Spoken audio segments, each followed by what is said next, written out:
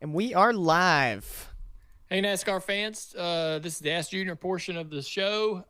We are having a great time here talking about yesterday's race and everything that went on.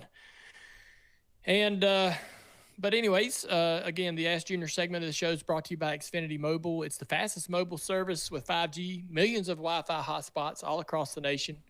You know that it's going to come through in a clutch. So make the switch today and save with Xfinity Mobile. They're a proud premier partner of NASCAR. We've got some great questions compiled that you've been sending us on social media.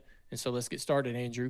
Yeah, this first question is from Casey, and she wants to know, why are you against concrete? I know she's heard you talk about it before. I know we talked about this earlier in the show. It's, hey, Nashville's a decent race, but what is it about concrete that you're not a fan of? Well, I thought that so concrete to me is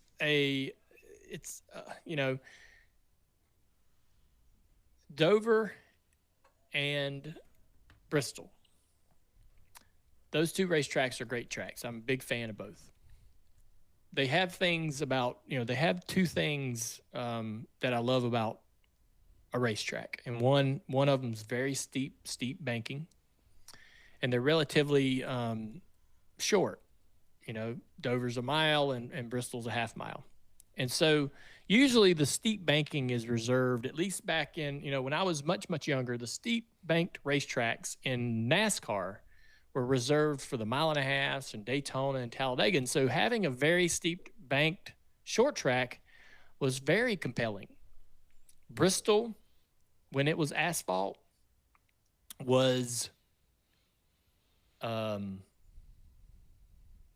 it was magic.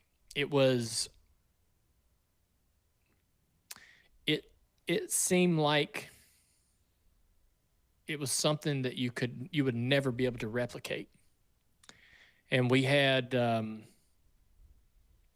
were insane races on that asphalt. Now when and they went to concrete because they had a lot of problems with the track tearing apart. They had a repave, and they ran the next weekend after the repave. Rather warm conditions. They raced the Xfinity race during the day, and cars were tearing up the racetrack in practice and during the Xfinity race, and just a lot of problems. And so they just said, screw it, we'll concrete this racetrack. They did the same thing at Dover, repaved Dover, had a lot of problems with the track tearing up, big holes, loose gravel, big problems. And they said, screw it, we're going to concrete it. And so I hated that. I hated that they took those two racetracks that were super incredible, magical racetracks, and put concrete down. And they've never been the same ever since. So concrete, when you pave a racetrack or a strip of road or anything, it's consistent, smooth. There may be some bumps and imperfections, but it's one strip, it's one ribbon of asphalt, right? All the way around. When you concrete anything, you have to grind these or cut these cracks in it to allow it to expand and contract in temperature and throughout the year, or it'll crack and bust, right? And those joints sort of bow up like an untreated deck on a house, right? And so the joists in that concrete sort of bow up and down throughout the year. And if you've ever drove on a stretch of interstate that's concrete, your car is like it's like bouncing over these these joists. That's the way the cars go around a concrete racetrack. As you build air pressure, they start literally bouncing off the ground. I used to call Goodyear's tires basketballs when we'd go to Dover and Bristol. They would get so mad at me for complaining. Goodyear would get so mad at me for describing their tires in such a way. I'm like, these things suck. They're like basketballs. And or hockey pucks. Hard as a hockey puck. But I think, concrete just isn't as good. And I know, look, I can go to Nashville and I can go to Dover and I can go to Bristol and I can see an amazing race there today. We'll see great races at those racetracks. But I know where the potential is if they were asphalt. And I know how much we're missing. Denny won the last 3 concrete races, other than this one at Nashville. What makes him so good at concrete versus is there something that makes a driver better at one versus the other? There might be something that a driver appreciates about the feeling of driving a car on concrete, but a lot of times too, it's the team and crew chief, air pressure, setup. There's certain ways to get grip, find grip, create grip that that you would do at a concrete track that might be a little different than an asphalt track. So there may be, I would say that his team, we had some magic. Junior Motorsports had something magical there at Nashville for a while. Every time we went there, no matter how we ran throughout the rest of the year, we would always run good at Nashville. And so, you find air pressures or combination of things that can set you apart at those racetracks. But yeah, I mean, it's expensive to repave them.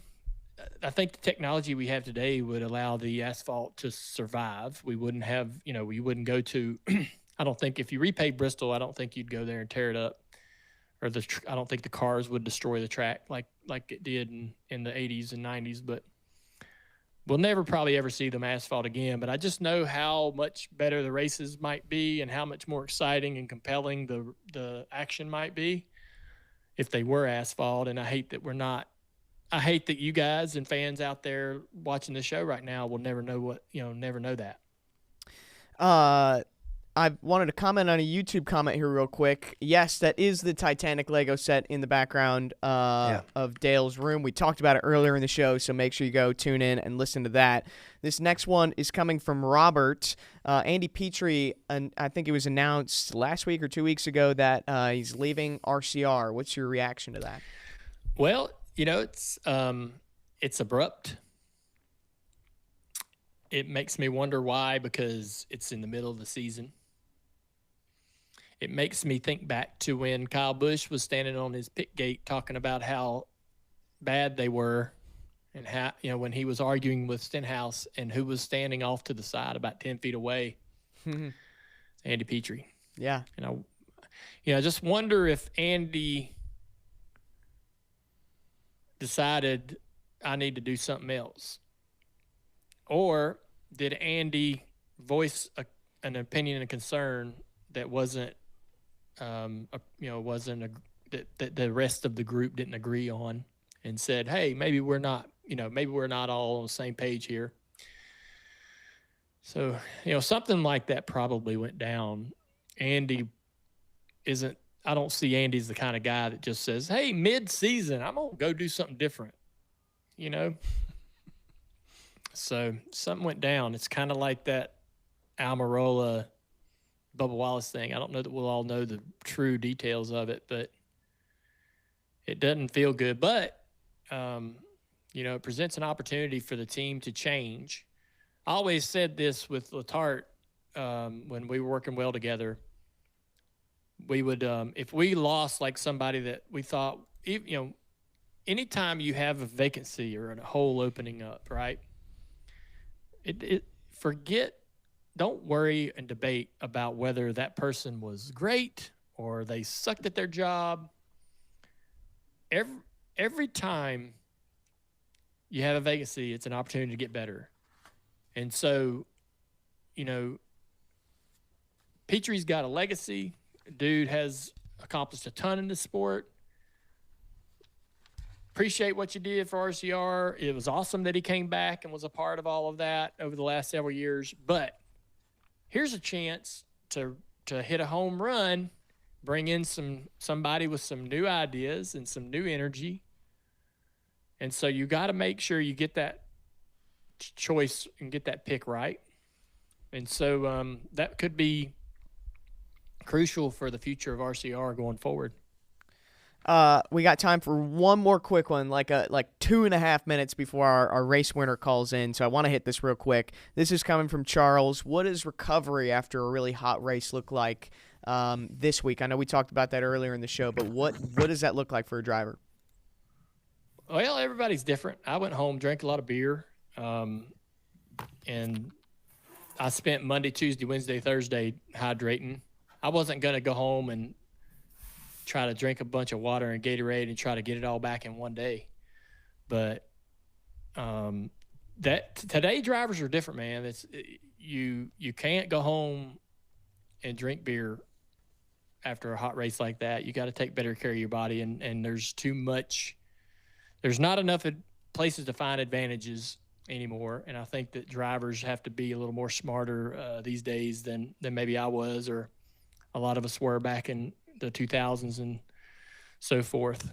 So, I mean, they have, a trainer, and they have, Josh Wise and all these different people to help them understand exactly what they need to be doing over the next handful of days to truly get themselves back in race shape.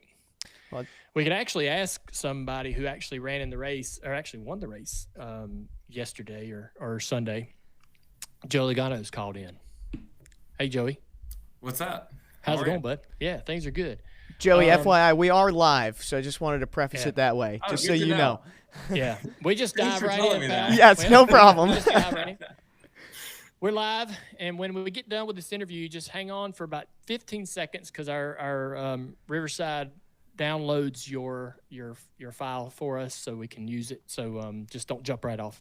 Hey, Dale, we will have to. I think we will have to wrap our live Ash Jr. segment here. We can't get Joey. We can't get Joey and you on the screen at the same time. Yeah, Joey, you're part of Ash Jr. Live. You're on YouTube.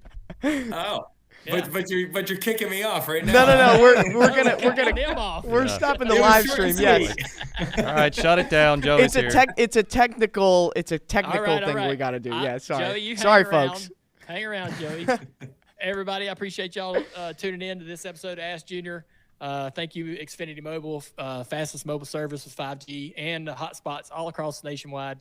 Appreciate everybody sending in questions for Ask Junior this week. It was a lot of fun handling that. You got to see a little behind the scenes here with our upcoming interview with Joey, and we're thankful to have him on the show, and we're going to get right to that. So we'll see everybody next week.